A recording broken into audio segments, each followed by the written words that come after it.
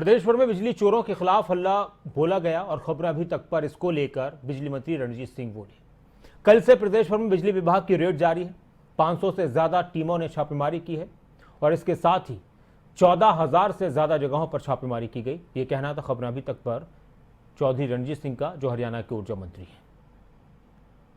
प्रदेश में बिजली चोरों के खिलाफ प्रदेश सरकार ने हल्ला बोला है। बड़े स्तर पर एक महाअभियान चलाया है जिसमें बड़े स्तर पर छापेमारी की गई और बड़े स्तर पर कार्रवाई यहां पर की गई है। काफी संख्या में बिजली चोर पकड़े गए। दरअसल पूरी की पूरी क्या कार्रवाई हुई, किस तरीके का एक्शन लिया गया, बात करने के लिए बिजली मंत्री रंजीत चौटाला साहब हमारे साथ मौजूद है। चौटाला साहब, मार्च के महीने में भी एक बड़े स्तर पर आप लोगों ने अभियान छेड़ा था, बड़े स्तर पर बिजली चोरी पकड़ी थी। अब लगातार 2 दिनों से छापेमारी चल रही है। अब तक कितनी छापेमारी हो चुकी है, कितनी बिजली चोरियां आप लोगों ने पकड़ी है, कितने बड़े स्तर का रहा पूरा? गर्मी पूरे पीक पे है और हमारा भी पीछे हरियाणा जब से बना तब से लेके आगे 7 तारीख को हमारा 12,125 मेगावाट मैक्सिमम कंजम्पशन थी। और जब इतनी कंजम्पशन होती है तो बिजली चोरी करने का भी काम पीक पे होता है। तो हमने थोड़ा अंदाज़ा लगा कि अब सबसे ज़्यादा लोग चोरी करने में आइस फैक्ट्री है, बर्फ़ बननी है, उन्हें पानी उनका होता है, बाकी सब चोरी होता है।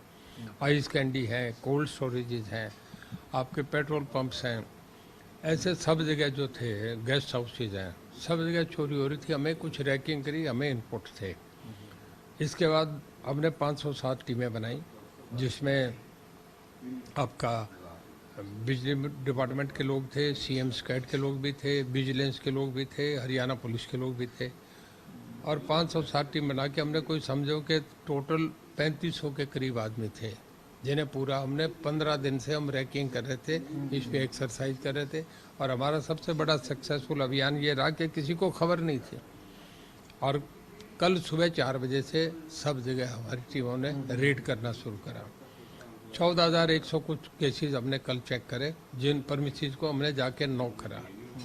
और उनमें कल में जो हमने करे, पिछली बार हमारे 2 दिन के रेड पे 2700 केस थे।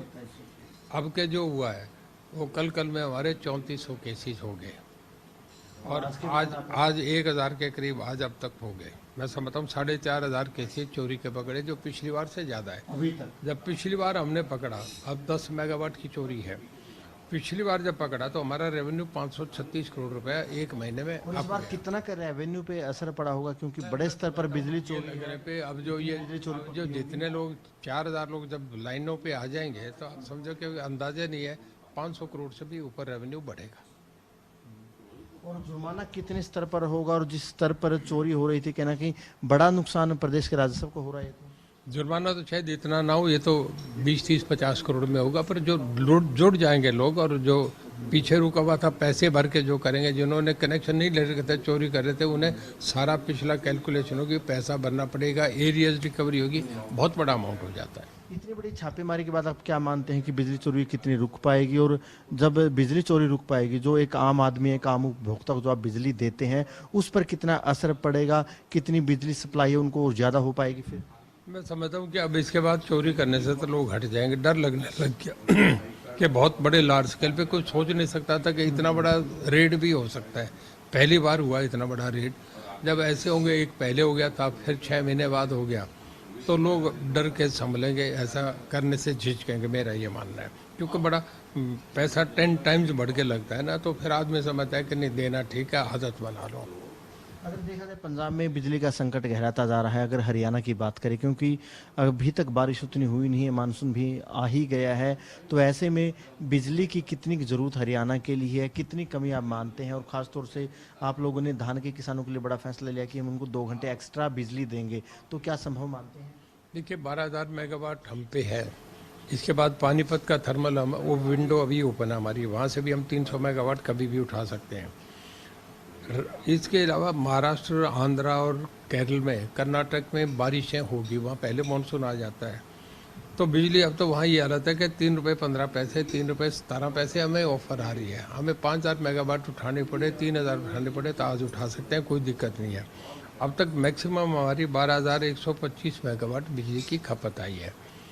मैं नहीं, अब कुछ मौसम भी बदल गया, कंजप्शन भी कम हो जाएगी। हमारे यहाँ बिजली इशू नहीं है, और स्टेटों में है। हमारे कहीं भी हाहाकार, कहीं लोगों की भीड़, कहीं ऐसा आज तक कोई नहीं हुआ।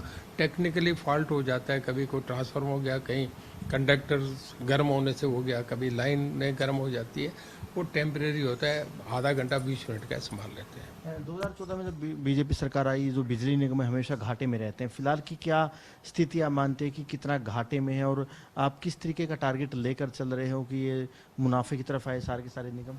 हमारा लाइन लॉस जो है वो आप ये समझे कि तो काफी कम करी हुई है। काफ़ी हो गया, 30% था हुड्डा साहब के ज़माने, अब आज हमारा 14.5% है। और जब 1% लाइन लॉस कम होता है तो 250 करोड़ रुपया हमारा रेवेन्यू बढ़ जाता है। मेरा अभी भी मानना है कि अगले 3 साल में हम इसे 11% तक ले जाएंगे, बहुत बड़ी अचीवमेंट है हमारा। इस साल में मेरा अपना अंदाजा है कि 3000 करोड़ रुपया रेवेन्यू हमारा बढ़ के जाएगा। जबकि जो बिजली डिपार्टमेंट 3700 करोड़ घाटे में था, वो 3000 प्रॉफिट में आ जाए, घाटा निकाल के ऊपर खड़ा जाना बहुत बड़ी बात है। बिल्कुल ही पावर मिनिस्टर रंजीत चौटाला साहब थे, इनका यही कहना है कि जो बिजली चोरी है किसी भी सूरत में बर्दाश्त नहीं की जाएगी। प्रदेश भर में 2 दिन तक बड़े स्तर पर छापेमारी की गई, 4500 के करीब फिलहाल तक जो बिजली चोर है वो पकड़े गए।